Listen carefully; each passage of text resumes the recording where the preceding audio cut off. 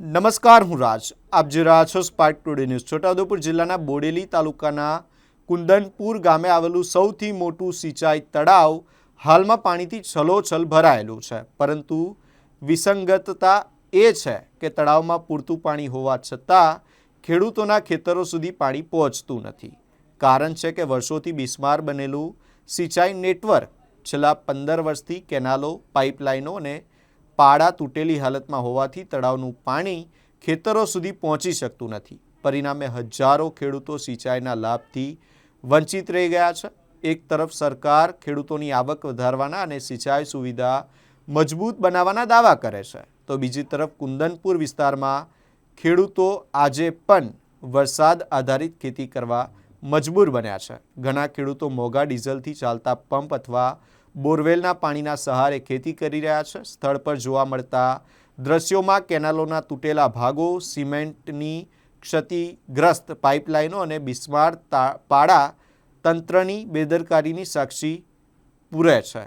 ખેડૂતોનો આક્ષેપ છે કે સિંચાઈ વિભાગ અને સ્થાનિક તંત્રને અનેક વખત રજૂઆતો કરવામાં આવી, તેમ છતાં કોઈ નક્કર કામગીરી કરવામાં આવી નથી. દર વર્ષે મેન્ટેનન્સના નામે ખર્ચ થતા લાખો રૂપિયાનું બજેટ ક્યાં વપરાય છે તે પણ ખેડૂતો માટે એક મોટો પ્રશ્ન બની રહ્યો છે.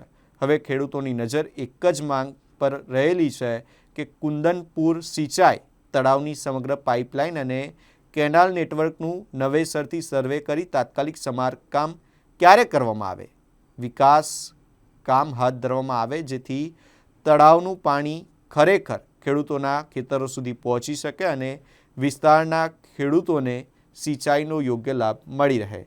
ખેડૂતોએ આ માંગ ઉઠાવી છે.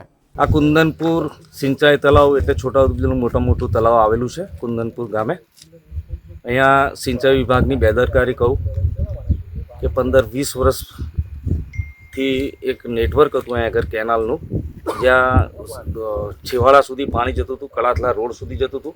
આ તળાવનું પાણી આ બાજુ અમાદરા તરફ બી જતું હતું.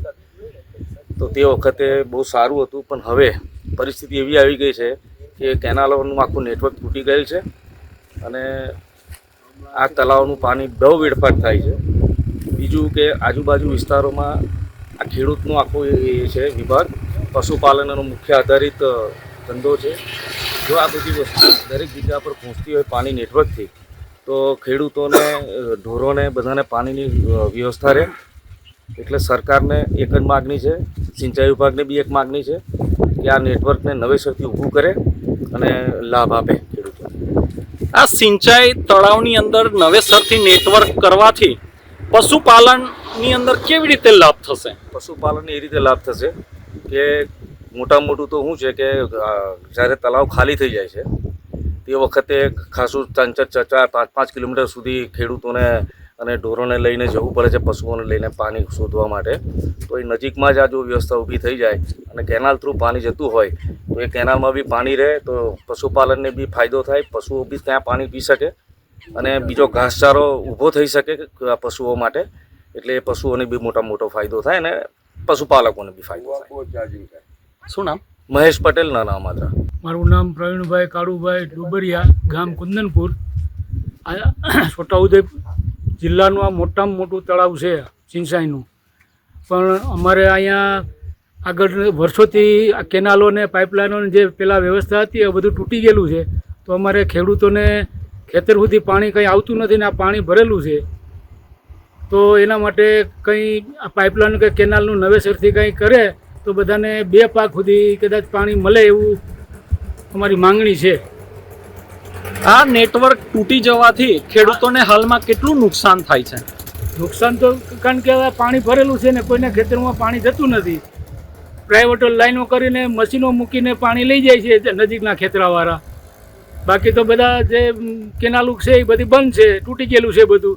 તો નવેસરથી જો આ કામ કરવામાં આવે તો આ બધા ખેડૂતને 1 પાક નહીં પણ મારા અંદાજ પ્રમાણે 2 પાક સુધી કદાચ આ તળાવમાંથી પાણી મળી શકે. તમારી શું માંગ છે? અમારી તો એવી માંગ છે કે આ નવેસરથી આ નેટવર્ક ઊભું કરે, નવેસરથી આ પાઇપલાઇનો, કેનાલો નવેસરથી કરે તો બધા ખેડૂતને પાણી મળી શકે. જય જવાન, જય કિસાન. આ તળાવ કુંદનપુર આગળ આવેલું છે, જે સિંચાઈ તળાવ છે.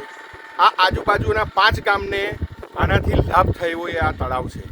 જો નર્મદા કેનાલનું આની અંદર પાણી આવવાનું હોય તો જે 60 વર્ષ પહેલાં આનું સ્ટ્રક્ચર ઊભું કરવામાં આવ્યું હતું એ બધું જર્જરિત હાલતની અંદર બધું નાશ થઈ ગયું છે.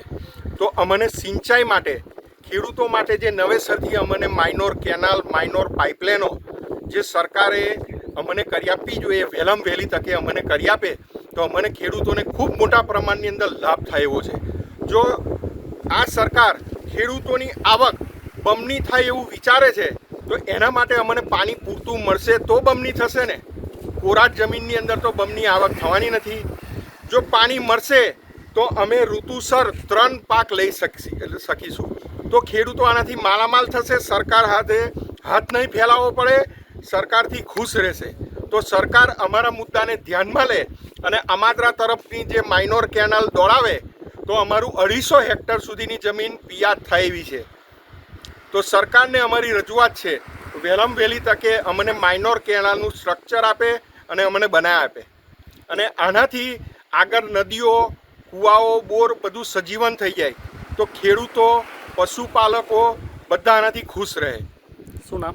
મારું નામ પરિમલ પટેલ, નાના અમાદરા. આજે ફેરકુવા કુંદનપુર ગામે જિલ્લા પંચાયતનો સિંચાઈ તલાવ આવેલો છે અને આ તલાવમાં લગભગ વરસાદના આધારે પાણી ભરાય તો અમારા ખેડૂતનું લગભગ 2-3 પાણી મળે. પણ અત્યારે છે કેનાલનું જે તલાવનું બાજુમાં અમારે જે કેનાલ કરવાના હતી એ કેનાલ લગભગ 20 વર્ષથી એ પાઇપલાઇન ને કેનાલ અત્યારે બંગાળમાં પડેલું છે અને અત્યારે અમારા ખેડૂતનું લગભગ આ તલાવનું નીચે 500 જેટલા ખેડૂતનું જમીનો પડેલી છે. પણ અત્યારે અમારે પાણી લેવું હોય તો ઘણી બધી મુશ્કેલી પડે અને હું વિસ્થાપિત તરીકે નર્મદા વિસ્થાપિત તરીકે હાપેસરથી હું કુંદનપુરમાં વિસ્થાપિત થયેલ છે. આજે મારે વિસ્થાપિત તરીકે મને કુંદનપુર પિયાતનું પાણી મળવું જોઈએ પણ અત્યાર સુધી અમારે કુંદનપુર તળાવમાં પાણી આવતું નથી અને પહેલું બી ઘણી વખત અમે રજૂઆત કરી પણ અત્યાર સુધી અમારે કુંદનપુર તળાવમાં પાણી આવતું નથી અને અત્યારે કંઈ બી હિસાબે સરકાર અમુન નર્મદા વિસ્થાપિત તરીકે અમુન પાણી આપે. અને મારે કેવું કે વિસ્થાપિત તરીકે મેં હાપેસર હતો, હાપેસરમાંથી અમારી એટલી બધી જમીન ડૂબાણમાં ગઈ છે. એટલો મોટો અમે સરકારનું બલિદાન આપેલું હોય તો સરકારનું અમારે અહીંયા કોઈ બી હિસાબે કુંદનપુર તળાવમાં પાક્કું પાણી થાય એ રીતે અમુન કરી આપવું પડે. અને આજે સરકાર અમારે નર્મદા કેનાલનું પાણી ઠેઠ કાઠિયાવાડ સુધી તમે પસ્તું કરતા હોય તો અમારે 3 કિલોમીટર બુરદા કેનાલમાંથી કે ગમે ત્યાંથી ગમે તે યોજના મૂકીને અમારે કુંદનપુર તળાવમાં પાણી આપવું જોઈએ. એ અમારે નર્મદા વિસ્થાપિત તરીકે અમારે રજૂઆત છે. અને અત્યારે કુંદનપુર તળાવનો આજુબાજુ ઘણા બધા ગામડા આવેલા છે અને 500 જેટલા ખેડૂત આવેલા છે. આજે કુંદનપુર તળાવમાં પાણી જે વરસાદનું આધારે ભરાય એ પાણી જેટલું આવે એટલું અમે 1-2 પાણી લઈએ અને કદાચ નર્મદાનું પાણી અહીંયા આવતું હોય તો અમારા ખેડૂત માટે ઘણો બધો ફાયદો થાય. અને તળાવનું બાજુમાં અમારે ત્યાં આગળ એ ગેટ બનાવેલો છે. ગેટનું ત્યાં કેનાલ કે પાઇપલાઇન કરી આપવું જોઈએ સરકારનું. અને જે તે વખતે 20 વર્ષ પહેલાં ઠેઠ કળશલા રોડ સુધી આ પાઇપલાઇન હતી, પાણી પિયાત થતું હતું. અને આજે અમારે સરકારનું એવું કહેવું છે કે તાત્કાલિક કોઈ બી હિસાબે અમારા કુંદનપુરનું તળાવનું ઇન્ક્વાયરી કરીને તાત્કાલિક એમનું પગલાં લે એવું અમારે સરકારનું રજૂઆત છે. શું નામ? મારું બિલ રીમજીભાઈ અજમાભાઈ.